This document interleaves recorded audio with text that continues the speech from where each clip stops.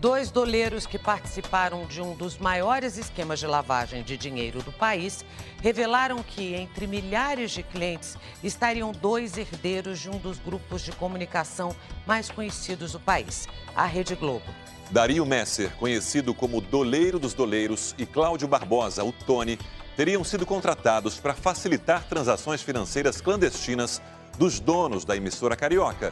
O Domingo Espetacular teve acesso à delação dos doleiros. O que eles contaram à justiça, você vê agora. Um homem que nunca fez questão de aparecer.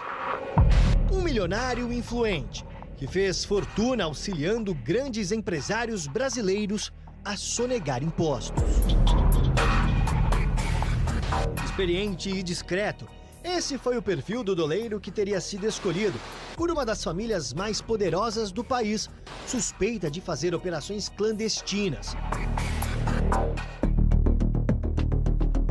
Cláudio Fernando Barbosa de Souza, o Tony, confirmou à justiça que entregou dinheiro vivo aos irmãos Roberto Irineu, presidente do Conselho de Administração do Grupo Globo, e João Roberto Marinho, vice-presidente do grupo. A informação está na delação premiada que o doleiro assinou com a justiça. Tony foi preso no Uruguai em 2017. Um ano depois, decidiu falar o que sabia. Confessou ao Ministério Público Federal que prestava serviços aos irmãos Marinho.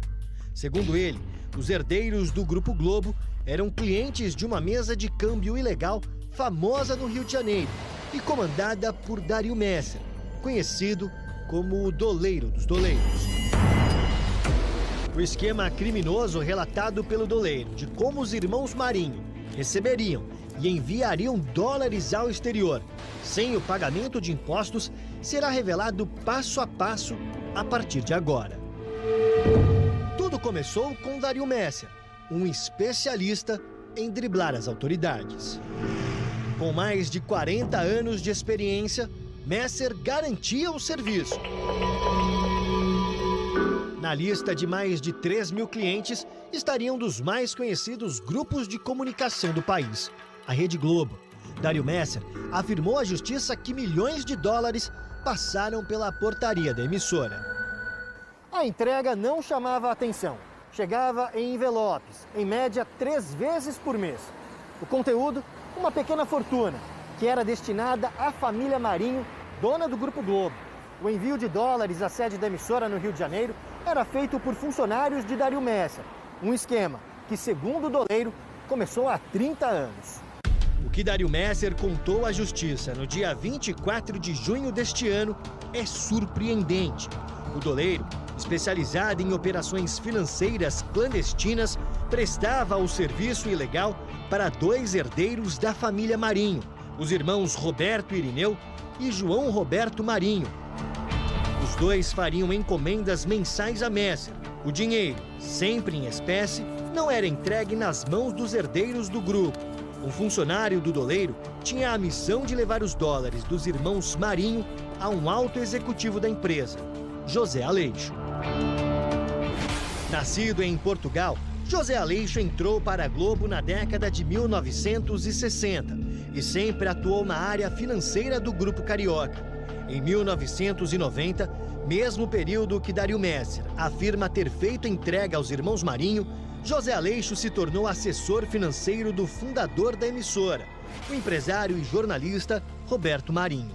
Mais tarde, trabalhou na vice-presidência da empresa. Dario Messer contou que as remessas à emissora oscilavam entre 50 mil e 300 mil dólares. Em valores atuais, entre 165 mil e 1.650.000 reais. Dinheiro que era entregue por José Aleixo aos irmãos Marinho. O doleiro foi além. Explicou ainda como os herdeiros de uma das maiores empresas de comunicação do mundo pagavam pelo serviço ilegal.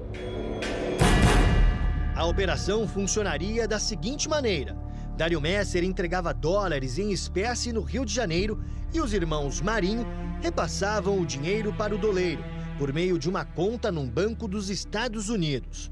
Ou seja, os irmãos Roberto Irineu e João Roberto depositavam para Messer no exterior o valor entregue em dinheiro vivo no Brasil. Mas por que os empresários do Grupo Globo precisavam dos serviços de um doleiro?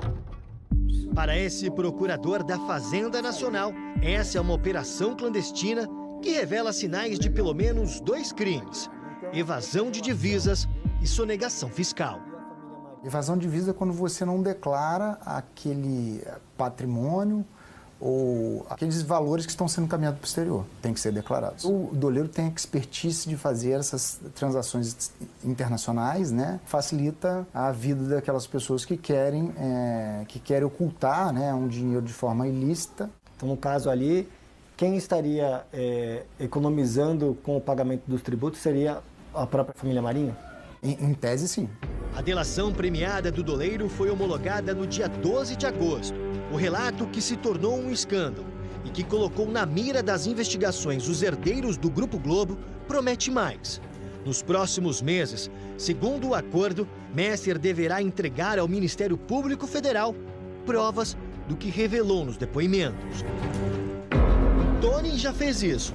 O Domingo Espetacular teve acesso a trechos da delação do doleiro. Os irmãos João Roberto e Roberto Irineu fizeram operações financeiras clandestinas até 2017, com Tony e outro sócio, Vinícius Claré Vieira Barreto, o Juca Bala.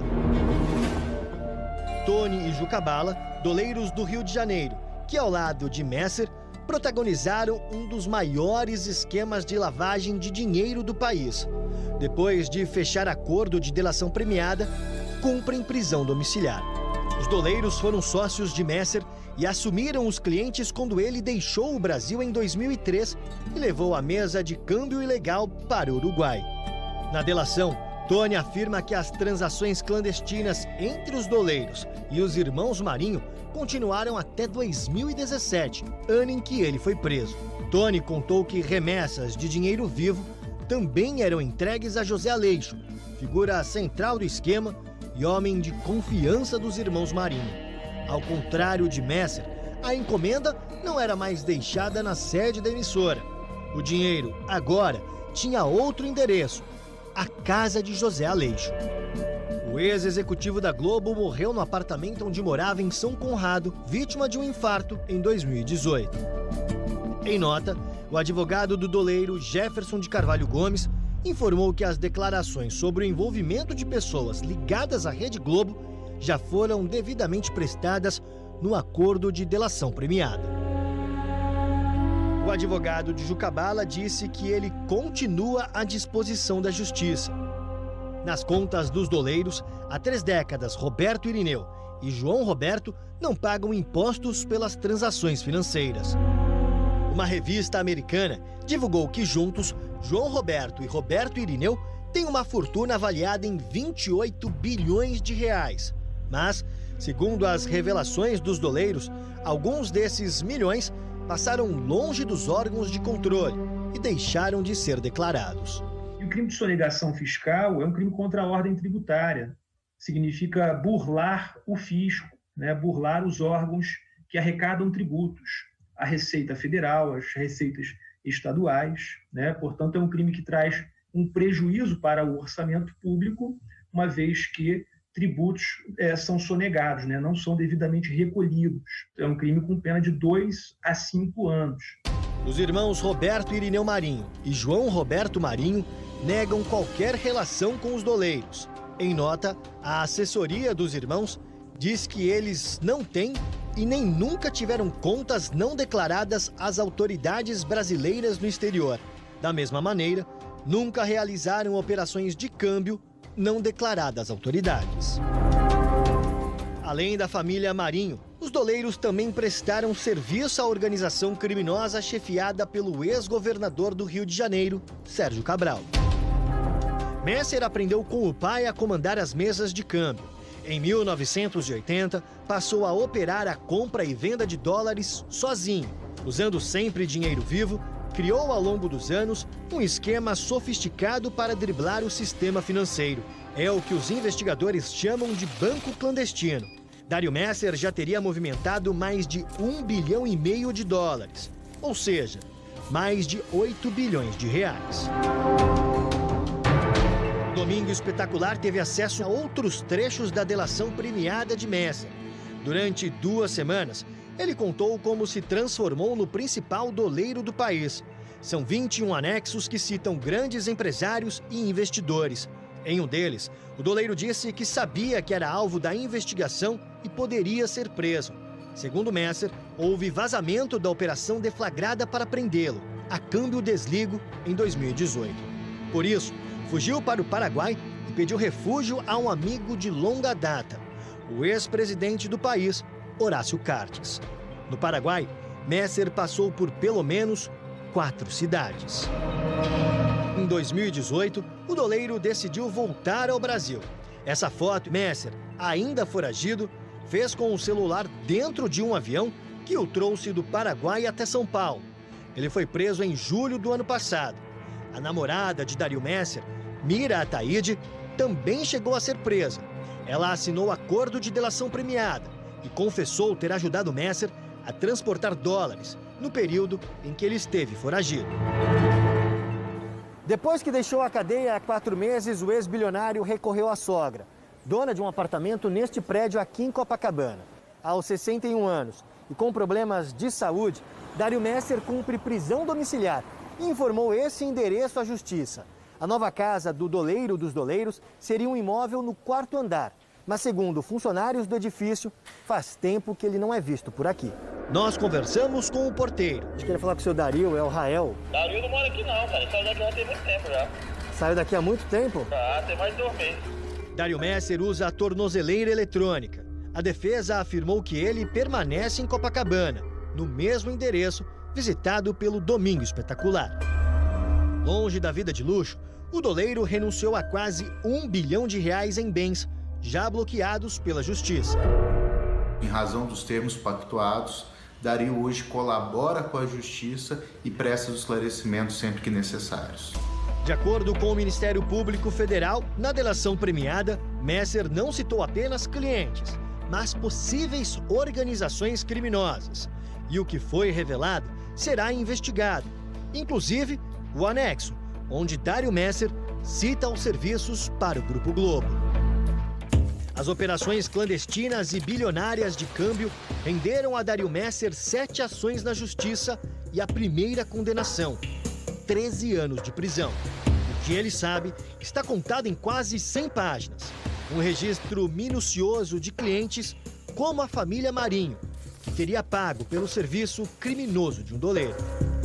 Enquanto os outros países o crime de sonegação fiscal resulta efetivamente numa prisão, né? No Brasil, o pagamento do tributo acaba provocando a extinção da punibilidade do crime e o parcelamento do débito acaba fazendo com que seja suspensa a ação penal.